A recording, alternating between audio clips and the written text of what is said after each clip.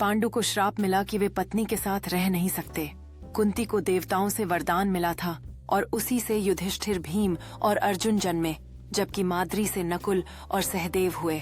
जैसे जैसे पांचों पांडव बड़े होने लगे, उनके मन में साहस और वीरता का संचार होता गया और वे अपने भावी युद्ध का सामना करने के लिए तैयार हो रहे थे। लेकिन जैसे जैसे उनकी ताकत बढ़ी, उनके सामने कई कठिनाइयां आईं, जिससे वे अपने कर्तव्यों और धर्म के प्रति सजग बने रहे और उन्होंने मिलकर हर संकट का सामना करने का संकल्प लिया। अपनी शिक्षा और प्रशिक्षण के दौरान पांडवों ने न केवल युद्ध कला में महारत हासिल की,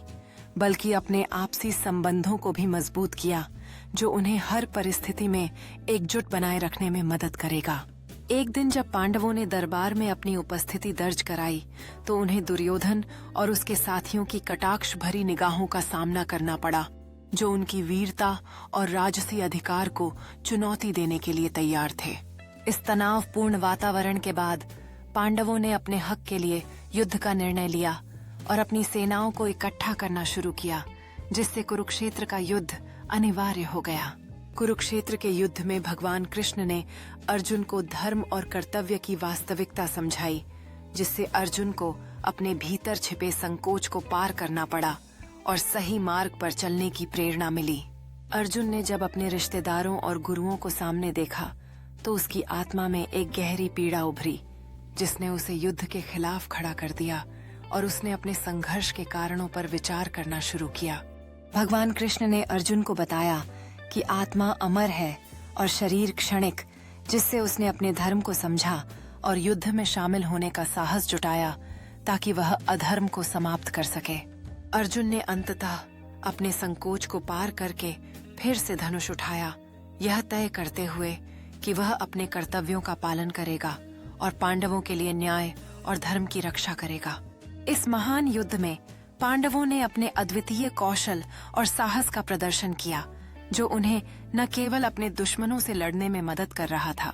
बल्कि उन्हें अपने परिवार और धर्म की रक्षा करने के लिए प्रेरित कर रहा था। युद्ध की तीव्रता के बीच अर्जुन ने अपनी पूरी ताकत से प्रहार किया, यह प्रदर्शित करते हुए कि वह न केवल एक योद्धा है, बल्कि अपने परिवार और उसके सिद्धांतों के लिए लड़ाई का प्रतीक बन चुका है। भीम ने अपनी शक्ति से दुश्मनों को पराजित करने की ठानी,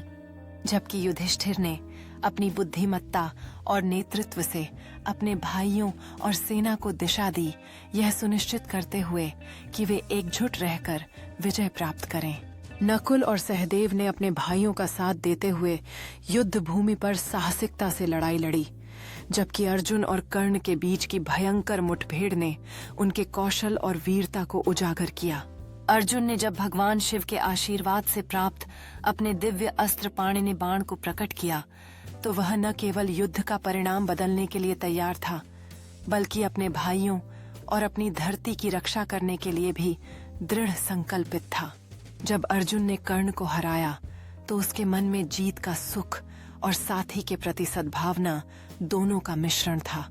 जो युद्ध की कठोर वास्तविकता को दर्शाता था, जबकि पांडव एकजुट होकर अपने खोए हुए भाइयों को याद करने लगे। युद्ध के अंत के बाद युधिष्ठिर ने हस्तिनापुर का सिंहासन संभाला,